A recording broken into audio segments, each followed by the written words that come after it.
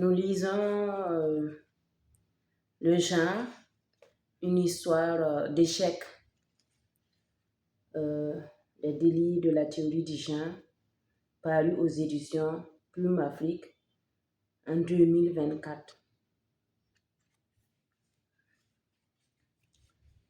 Nous lisons à la page 31. Un jeune Québécois a subi l'échec d'une opération chirurgicale, la circoncision par cautérisation, et perd son pénis en 1965. Ce garçon s'appelait Bruce Reimer et avait un frère jumeau nommé Brian Reimer. Ils avaient 8 mois quand l'incident s'est produit.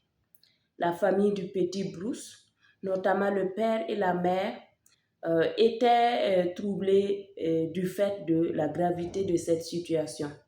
Ils connaissaient l'importance du rapport entre le sexe et l'identité de toute personne. Leur fils serait-il un garçon ou une fille désormais? Ils ne le savaient pas du tout. Alors, ils cherchaient des voies et moyens pour établir l'organe de leur fils en vain. Contre toute attente, la famille Reimer découvre l'interview d'un jeune docteur nommé John Monet à la télévision. Le sujet de l'interview concernait sa thèse de doctorat. Ainsi, Dr Monet, psychologue, sexologue, présenta avec véhémence les résultats de ses recherches. Pour lui, l'on ne naît pas homme, l'on ne naît pas femme.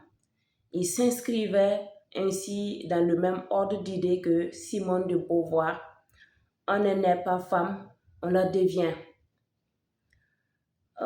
Les parents de Bruce, très agités, et comme tout parent à la recherche de solutions, allèrent à la rencontre de Monet. Ce dernier saisit l'occasion et fit de Bruce Reimer son cobaye. Il proposa aux parents du petit de considérer que leur enfant n'était pas un garçon, mais une toute mignonne fillette. Ils se sentirent soulagés et s'en réjouirent.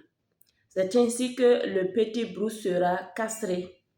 Les parents tenteront de suivre les orientations du jeune docteur en commençant par à l'éduquer en fille.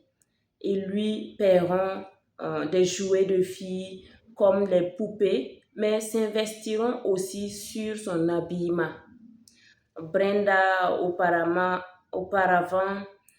Bruce sera habillée en robe. Ainsi, il fut une petite fille adorable et choyée par rapport à son frère jumeau Brian. À l'âge de 2 ans, précisément en 1967, les parents de Brenda accepteront que le sexologue lui fasse une intervention chirurgicale afin de lui créer un organe génital féminin en remplacement des organes génitaux masculins abîmés. Au lieu de travailler dans le sens de restaurer l'organe génital masculin, le spécialiste proposa une situation étonnante.